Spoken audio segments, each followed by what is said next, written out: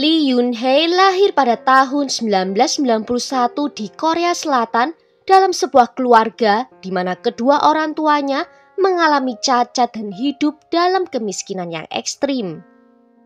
Seluruh keluarga berdesakan tinggal dalam sebuah rumah yang kecil, dan mereka mengandalkan bantuan pemerintah untuk bisa bertahan hidup. Keluarga Yoon-hae tidak memiliki kedudukan sosial dan mereka relatif tidak dikenal. Namun pada bulan Maret 2002, kehidupan mereka berubah secara signifikan. Sebuah program acara TV bernama Love House yang biasa membantu merenovasi rumah bagi mereka yang membutuhkan.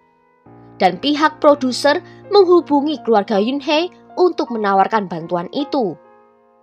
Saat itu Yoon-hae baru saja duduk di kelas 6. Dia tampak manis, berperilaku baik dan juga penurut.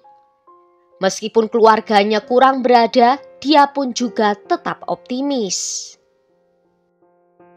Dia tidak pernah meremehkan orang tuanya dan bermimpi menjadi penyanyi saat dia dewasa. Sehingga dia dapat menghasilkan uang dan membalas budi pada orang tuanya. Dia juga berjanji saat dia dewasa dia akan membantu mereka yang membutuhkan sebanyak yang telah dia terima. Setelah program tersebut ditayangkan, citranya sebagai gadis yang baik, berbakti dan pekerja keras dengan cepat memenangkan hati masyarakat Korea Selatan. Yoon-hae dijuluki malaikat kecil dan menjadi contoh anak baik di mata seluruh orang tua di Korea Selatan. Namun keadaan segera berubah, seiring bertumbuh dewasa dia tampaknya telah melupakan mimpinya untuk menjadi seorang penyanyi. Di usianya yang ke-15 tahun, Yoon-hae mulai bekerja sebagai seorang sugar baby untuk seorang pria parubaya. Dan dia menerima bayaran 160.000 won dari pria itu. Dia pun merasa bahwa ini adalah cara yang mudah untuk bisa menghasilkan uang tanpa banyak usaha, dengan hanya mengandalkan penampilannya saja. Dia pun tergoda dan menjadi sugar baby untuk banyak pria. Namun begitu punya uang, Yoon-hae melupakan orang tuanya. Dia kemudian bertemu dengan seorang pria bernama Cho Hyun-soo yang adalah seorang germo yang membantunya dalam mencari klien untuknya. Mereka bekerja sama untuk bisa menghasilkan uang dan akhirnya mengembangkan hubungan romantis. Yoon-hae memiliki daftar pribadi kliennya di mana dia mencatat karakteristik dan preferensi dari masing-masing mereka. Yoon-hae juga sering terlibat dalam pencurian dan penipuan untuk bisa menghasilkan uang dengan lebih cepat. Perilaku ini membuatnya menjadi pelanggan tetap dari kantor polisi.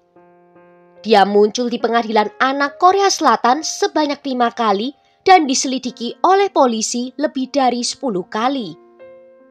Di usianya yang ke-19 tahun dia juga mengandung dan melahirkan seorang bayi perempuan dengan identitas ayah yang tidak pernah diketahui. Saat hamil pun dia terus mengunjungi bar untuk memikat para pria. Setelah putrinya itu lahir, Yoon-hae meninggalkannya dalam perawatan orang tuanya yang cacat, sementara dia melanjutkan gaya hidupnya. Meskipun menghasilkan banyak uang, dia juga menghabiskannya dengan boros. Selalu sering membeli barang mahal yang membuatnya tidak memiliki tabungan.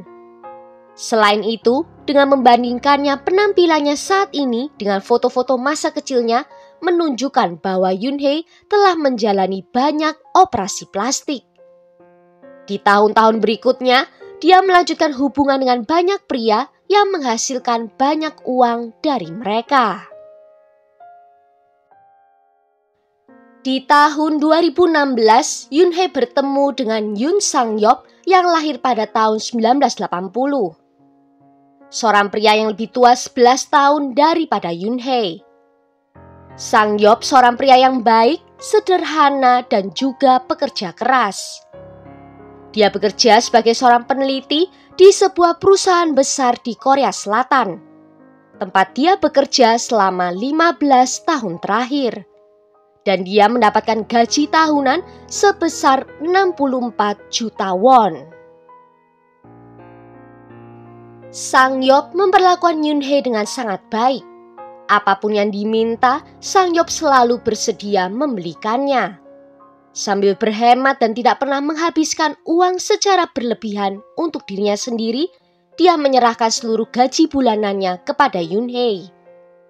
Mereka mendaftarkan pernikahan pada musim gugur di tahun 2016. Dimanjakan begitu rupa tidak membuat Yoon-hye menjadi puas. Setelah pernikahan mereka, dia terus-menerus menuntut untuk menyedot uang dari suaminya. Dan Yoon-hye berhasil setiap saat. Orang tua Sang-yeop memberikan kado pernikahan senilai 100 juta won, ditambah dengan dana pinjaman untuk membeli sebuah rumah. Tetapi kemudian Yoon-hye menggunakan alasan kalau dia tidak ingin suaminya melakukan perjalanan jauh ke kantor dan memaksa Sang-yeop untuk menyewa sebuah apartemen di dekat tempat kerjanya.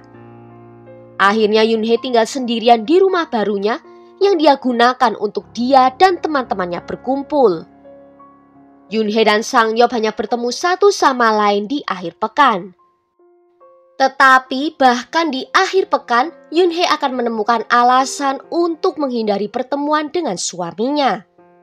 Pertemuan mingguan itu pun berkurang menjadi hanya sebulan sekali. Yoon-hye dan Sang-yeop tidak mengadakan upacara pernikahan atau prosesi pengantin tradisional. Mereka hanya menandatangani surat pendaftaran pernikahan sebelum membeli rumah. Sang-yeop bahkan belum pernah bertemu dengan keluarganya Yoon-hye sampai suatu hari ketika dia tidak dapat menemukan istrinya, dia memutuskan untuk mengunjungi mertuanya. Kedua keluarga tidak pernah bertemu satu sama lain. Meskipun Sang-yeop terus mendesak, Yoon-hye selalu menemukan alasan untuk bisa menghindarinya. Karena dia tidak ingin siapapun tahu bahwa dirinya telah menikah. Sementara itu, Yoon-hye sering bepergian dengan teman-temannya dan makan di luar setiap hari.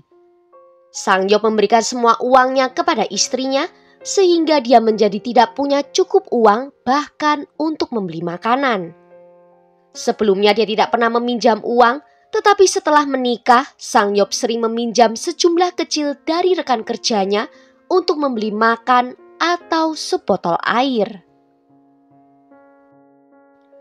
Terlepas dari semua usaha suaminya, Yoon-hye tidak pernah merasa puas dan terus-menerus menuntut lebih banyak uang darinya. Dan untuk menyenangkan istrinya, Sang-yeop bahkan terpaksa meminjam uang dengan bunga termasuk pinjaman online. 5 bulan menikah, Yoon-hye mulai membeli polis asuransi jiwa untuk suaminya. Dia membeli 4 polis dengan total pertanggungan 800 juta won. Sang-yeop sebagai orang yang percaya dan baik hati tidak merasa curiga apapun dan terus mengikuti keinginan istrinya. Pada tanggal 30 Juni 2019, Sang-yeop bersama dengan istri dan beberapa temannya pergi piknik di Lembah Gapyeong. Daerah ini merupakan tujuan wisata populer karena kedekatannya dengan pusat kota. Salah satu objek wisata yang terkenal di sana adalah air terjun. Perjalanannya seharusnya menyenangkan ini menjadi tragedi yang menyedihkan, di mana di sekitar pukul 8 malam, Sang-yeop ditemukan tenggelam di sungai. Pada saat kejadian, baik istrinya maupun teman-temannya tidak menyadari apa yang terjadi. Baru setelah mereka mengetahui bahwa Sang-yeop telah meninggal dunia, istrinya melaporkan kejadian ini pada polisi. Setelah melakukan penyelidikan, polisi memutuskan bahwa kematian Sang-yeop adalah kecelakaan, yaitu karena tenggelam biasa. Meskipun kecelakaan ini terjadi di tempat wisata yang terkenal, insiden itu dengan cepat memudar dari ingatan publik. Setelah insiden itu terjadi, Yoon-hye tidak menunjukkan tanda-tanda kesedihan. Sebaliknya, dia dengan santai menghabiskan waktu bersama kekasihnya dan menuntut uang asuransi jiwa dari suaminya. Namun, perusahaan asuransi tidak mudah tertipu. Mereka menemukan bahwa polis asuransi ini hanya tinggal 4 jam lagi dari tanggal kadaluarsa karena premi yang belum dibayar. Mereka merasa curiga dan meminta pihak berwenang untuk menyelidikinya. Di bulan November di tahun itu juga, Yoon Hae meminta untuk tampil di acara TV Korea Selatan yang bernama Unanswered Question. Acara ini cukup populer karena mengungkap kasus misterius yang belum terpecahkan. Yoon Hae dalam sebuah wawancara telepon dengan acara tersebut menyatakan bahwa tidak ada tindak pidana dan bahwa perusahaan asuransi membuatnya terlihat sebagai seorang pembunuh sehingga perusahaan asuransi tidak mau membayar ganti rugi. Pihak acara memutuskan untuk melakukan investigasi lebih lanjut dan berbicara dengan saudara perempuan dari Sangyop. Dan dia mengungkapkan fakta mengejutkan bahwa Sangyop tidak bisa berenang. Padahal menurut Yoon Hae, Sangyop menyelam atas kemauannya sendiri. Mereka juga mewawancarai Choi, salah satu teman Yoon Hae yang ikut berlibur di hari naas itu. Menurutnya, dia tidak tahu Yoon Hae dan Sangyop telah menikah. Dan menurutnya juga, Yoon Hae itu berpacaran dengan Yoon Soo yang ikut hadir di hari itu. Hal ini mengungkapkan bahwa Yoon Hae telah berselingkuh dengan Yoon Soo. Choi juga mengajukan kecurigaan lebih lanjut dengan mengungkapkan bahwa sebenarnya Yoon Hae yang menyarankan para pria untuk lompat dari atas tebing. Dan ketika suaminya menolak, Yoon Hae menantang kejantanan suaminya dan mengancam kalau dia yang akan terjun menggantikannya. Yang akhirnya Sangyop mengalah dan mengikuti para pria lainnya naik ke atas tebing dan lompat dari sana. Choi membuat pernyataan penting yang bertentangan dengan wawancara asli Yoon Hae dengan acara tersebut. Dia menyatakan bahwa setelah Sangyop menyelam ke dalam air, dia mendengar suara teriakan yang keras. Choi sendiri pergi ke mobil untuk mengambil pelampung. Pernyataan ini bertentangan dengan kesaksian Yoon Hae yang menyatakan bahwa dia tidak mendengar suara teriakan minta tolong dari suaminya, sehingga dia tidak mengetahui apa yang terjadi pada Sangyop. Pernyataan ini dibuktikan dalam pemeriksaan forensik yang ditemukan banyaknya gelembung udara di kedua paru-paru Sangyop. Gelembung udara itu terbentuk karena korban terus-menerus berjuang di dalam air. Tim produksi membagikan hasil investigasi ini dengan polisi. Dan pada Februari 2021, polisi Korea Selatan memutuskan untuk membuka kembali penyelidikan atas insiden ini. Dan setelah 9 bulan investigasi menyeluruh, jaksa penuntut akhirnya merilis temuan resmi mereka. Dinyatakan pada tanggal 30 Juni 2019, Yoon Hae mengatur perjalanan ke lembah Gapyeong, di mana ada 7 orang yang berangkat saat itu. Pasangan pertama adalah Lee Yoon Hae dan Yoon Sangyop. Pasangan kedua adalah seorang pria bernama Lee dan pacarnya Choi. Pasangan ketiga adalah Kim dan pacarnya Lee. Dan orang terakhir yang ikut adalah Cho Hyun Soo yang memiliki hubungan romantis dengan Yoon Hae. Sangyop tentu saja tidak menyadari bahwa istrinya berselingkuh. Selain istrinya, Sangyop tidak mengenali orang lainnya karena mereka semua adalah teman istrinya. Di sekitar pukul 3 sore, ke-7 orang itu tiba di air terjun dan mulai berenang. Namun Sangyop yang sangat takut air ragu untuk ikut bergabung. Meskipun demikian, Yoon Hae bersikeras agar suaminya itu duduk di atas pelampung tiup. Yoon Soo kemudian menarik pelampung itu ke air yang lebih dalam, menyebabkan Sangyop menjadi sangat ketakutan. Dia berulang kali memintanya untuk berhenti, tetapi Yoon Soo mengabaikan permohonannya dan terus menarik pelampung lebih jauh. Juga ada sebuah video yang direkam pada pukul 6 sore. Terlihat Yoon Soo menggoyang-goyangkan pelampung itu dengan kuat, membuat Sangyop memohon agar dia berhenti. Terlihat jelas bahwa Sangyop benar-benar takut dengan air. Setelah video tersebut dibagikan di media sosial, video itu dengan cepat menarik perhatian luas dengan lebih dari 5 juta penayangan hanya dalam 1 minggu. Bahkan melampaui minat pada pemilihan Presiden Korea Selatan saat itu. Dan di sekitar pukul 8 malam saat senja mulai turun, rombongan itu pun bersiap untuk pulang. Kim dan pacarnya sudah pergi ke tempat parkir. Namun, Yoonhae tiba-tiba mengusulkan sebuah ide untuk mereka melompat dari atas tebing ke sungai sebelum pulang. Dan melihat keraguan dari suaminya, Yoonhae mulai mengecek kejantanannya dan bahkan menyiratkan bahwa dia akan melakukannya sendiri jika suaminya itu tidak berani. Sang-yeop jelas tidak mau menerima tantangan ini, tetapi dengan yang lainnya setuju, Sang-yeop pun tak mampu menolak. Dan dia pun secara tragis tenggelam setelahnya. Polisi juga mengetahui informasi bahwa pada bulan Mei 2019, di sebuah tempat pemancingan ikan, Sang-yeop yang tidak bisa berenang jatuh ke dalam air secara tidak sengaja. Saat itu Yoonhae yang berdiri di dekatnya tidak melakukan apapun untuk menolong suaminya. Untungnya seorang teman dari Sang-yeop datang untuk menolong. Teman tersebut awalnya berpikir bahwa mungkin Yoonhae tidak bisa berenang. Itulah sebabnya dia tidak melompat untuk menyelamatkan suaminya. Namun kemudian dalam sebuah video yang diposting Yoonhae dari acara liburan lainnya menunjukkan kalau dia bisa berenang. Penyelidikan terhadap Yoonhae terus berlanjut dan polisi menemukan bahwa dia terkait dengan kejahatan lain. Sebelum menikahi Sang-yeop, Yoonhae telah menikah dengan 2 orang pria lain. Dan secara kebetulan, kedua pria itu mengalami nasib yang sama dengan Sang-yeop. Korban pertama terlibat dalam kecelakaan mobil dan sesudahnya Yoonhae menerima pembayaran asuransi yang besar. Dan korban kedua tenggelam secara tragis saat menyelam. Dan Yoonhae juga menerima pembayaran asuransi.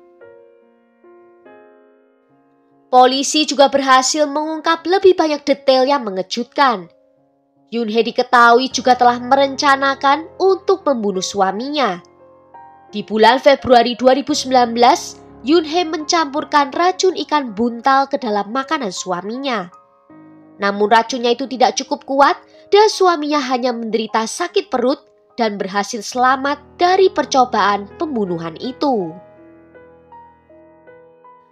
Pada 13 Desember 2021, jaksa memanggil Yoonhae dan Yoon-soo untuk diinterogasi. Namun ketika mereka dipanggil untuk kedua kalinya, keduanya menghilang tanpa jejak yang memicu perburuan skala besar. Pada 30 Maret 2022, Kepolisian Korea Selatan mengeluarkan surat perintah penangkapan resmi untuk keduanya, mendakwa mereka dengan pembunuhan dan penipuan asuransi. Kasus ini menyebabkan kemarahan publik di Korea Selatan dengan banyak orang mempertanyakan mengapa butuh waktu hingga 3 tahun untuk kasus ini terungkap. Sebenarnya kecurigaan sudah lama muncul dan beberapa orang sudah mulai menyelidiki dan melakukan diskusi secara online. Namun Yoonhae dan Yoon-soo sangat aktif di internet dan mereka dengan cepat melaporkan komentar negatif. Hasilnya beberapa video dan postingan dihapus dan dalam beberapa kasus bahkan ada yang dipaksa untuk membayar ganti rugi. Pada 12 April 2022, Kepolisian Busan menerima informasi bahwa seseorang telah melihat Yoonhae dan Yoon-soo di sebuah restoran. Mereka segera bergegas ke tempat kejadian, tetapi polisi tidak bisa menemukan mereka. Saat itu sedang pandemi COVID-19, sehingga semua orang mengenakan masker yang membuat identifikasi menjadi sulit. Pada tanggal 16 April 2022, polisi menerima telepon dari ayah Yoonhae yang memberitahu mereka bahwa putrinya dan Yoon-soo bersembunyi di sebuah gedung perkantoran yang baru dibangun di distrik Goyang. Polisi dengan cepat tiba di tempat itu dan menangkap kedua tersangka. Saat ditangkap, keduanya tampak kelelahan dan terlihat jauh lebih kurus. Jaksa meminta hukuman seumur hidup bagi keduanya atas beberapa kali percobaan pembunuhan terhadap Sang-hyop dan juga penipuan asuransi. Mereka menekankan bahwa pasangan itu telah merencanakan untuk menyamarkan pembunuhan itu sebagai kecelakaan untuk menutupi kejahatan yang dilakukan. Pada tanggal 26 April 2023, Pengadilan Tinggi Seoul menjatuhkan hukuman penjara seumur hidup kepada Yoon-hae atas pembunuhan dan konspirasi untuk melakukan pembunuhan. Sedangkan Yoon-soo dijatuhi hukuman 30 tahun penjara. Yoon-hae tidak setuju dengan putusan tersebut dan mengajukan banding pada tanggal 1 Mei 2023, tetapi bandingnya itu ditolak.